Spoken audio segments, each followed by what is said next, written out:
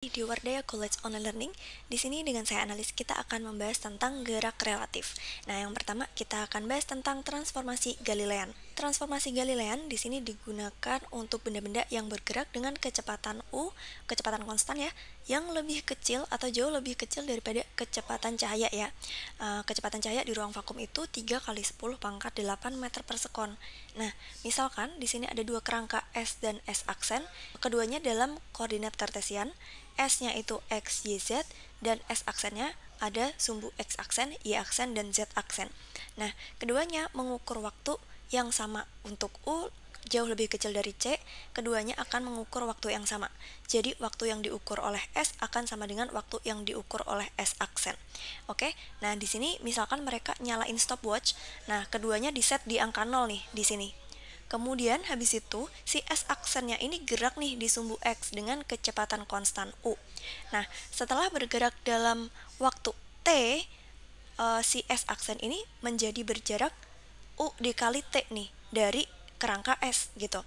Kemudian setelah itu di sini ada kejadian nih, suatu kejadian atau misalkan ledakan gitu ya, yang ada di kerangka S aksen, jaraknya itu X aksen gitu. Nah, berarti jaraknya menurut si S adalah UT ditambah X aksen, yaitu kita sebut X. Jadi di sini kita bisa tulis si kejadian ini menurut si S jaraknya itu terjadi di UT ditambah X aksen. Sedangkan untuk posisi kejadian ini pada arah Y-nya sama ya. Ini sama-sama di Y nih. Y-nya sama dengan Y aksen, tingginya sama. Kemudian pada arah Z-nya sama juga ya, sama-sama di Z sama dengan 0 nih misalkan. Kenapa? Karena kerangka S aksen hanya bergerak di sumbu X saja. Nah, sekarang kita tinjau untuk kecepatannya. Kita ingat kecepatan sesaat itu adalah turunan dari posisi terhadap waktu ya. Nah, jadi untuk kecepatan pada arah X-nya kita sebut Vx adalah dx dt. Gitu. Sedangkan di sini X-nya itu UT tambah X aksen nih.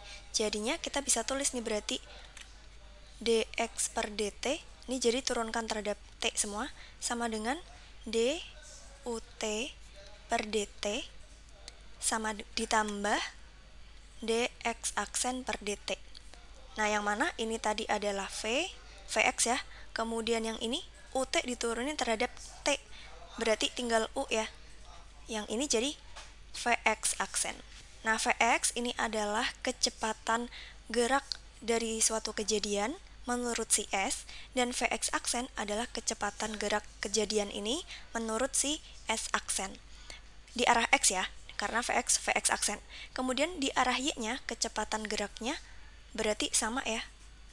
Karena di sini Y sama dengan Y aksen. Kemudian di arah Z-nya sama juga. Vz sama dengan Vz aksen. Sekarang percepatannya nih, percepatannya.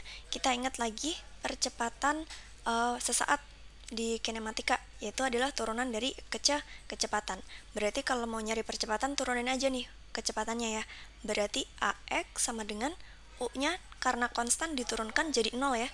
Kemudian Vx aksen diturunkan terhadap waktu menjadi AX aksen. Oke. Kemudian yang arah Y berarti sama ya. AY aksen, kemudian AZ sama dengan AZ aksen. Oke, ini adalah transformasi atau persamaan gerak relatif menurut Galilean. Nah, persamaan ini itu tuh tidak memenuhi untuk suatu benda yang bergerak dengan kecepatan mendekati kecepatan cahaya. Sehingga untuk benda yang bergerak mendekati kecepatan cahaya, itu kita bisa gunakan transformasi Lorentz. Nah, jadi transformasi Lorentz itu berlakunya untuk suatu benda yang bergerak dengan kecepatan U, yang mana kecepatan U-nya itu mendekati kecepatan cahaya C. Misalkan U-nya itu setengah C atau 0,8 C dan seterusnya. Nah, pada transformasi Lorentz dikenal yang namanya faktor Lorentz. Kita sebut sebagai gamma ya di sini.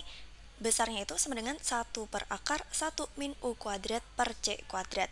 Nah, untuk X aksennya udah nggak kayak tadi.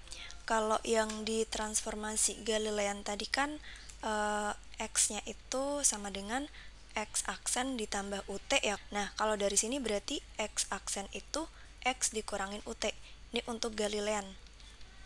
Tapi menurut si Lorentz nggak kayak gitu. Ini buat yang U jauh lebih kecil daripada C. Nah, kalau di sini X aksen itu sama dengan gamma dikali X min UT. Jadi ini dikali sama gammanya. Sedangkan untuk Y-nya sama, Y sama dengan Y aksen, Z-nya juga sama dengan Z aksen. Kemudian tadi di Galilean, T-nya itu sama dengan T aksen ya. Nah, kalau di sini enggak, T aksen itu sama dengan gamma dikali T min UX per C kuadrat. Kemudian untuk kecepatan arah X-nya, kalau tadi Vx itu sama dengan U ditambah Vx aksen ya. Nah, kalau di sini enggak, Vx itu sama dengan Vx aksen ditambah U yang ini, tapi dibagi dengan 1 plus U Vx per C kuadrat.